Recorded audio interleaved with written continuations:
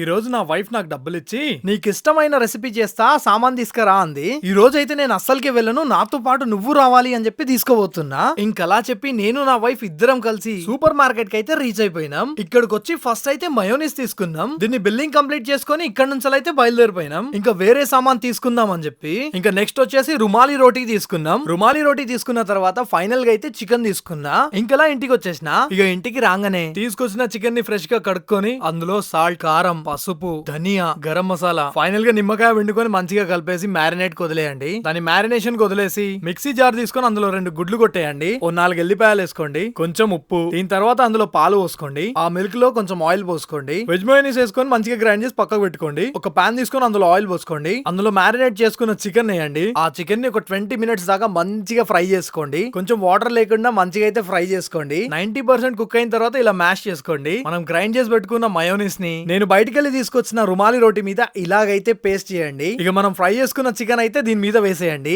ఇక మనం ఫ్రై చేసుకున్న చికెన్ ని ఇలా వేసుకొని ఆ చికెన్ మీదకెళ్ళి మళ్ళొకసారి మయోనీస్ ని వేసుకొని ఆ రుమాలి రోటీని ఇలాగైతే ఫోల్డ్ చేసుకుంటే మన ఇంట్లోనే చేసుకున్న టేస్టీ అయిన చికెన్ షవర్మా అయితే రెడీ అయిపోయింది. ఇక నా వైఫ్ నా కోసం ఎంతో కష్టపడి చేసిన ఈ చికెన్ షవర్మా టేస్ట్ చేసి చూద్దామా? ఈ షవర్మాని మయోనీస్ లో ముంచుకొని తింటే ఎక్సలెంట్ అయిన టేస్ట్ ఉంది. మేమైతే ఈజీగా ఇంట్లోనే చేసుకున్నాం. సో మీరు చేసుకోండి. కలుస్తాం మళ్ళా నెక్స్ట్ వీడియోలో. బాయ్.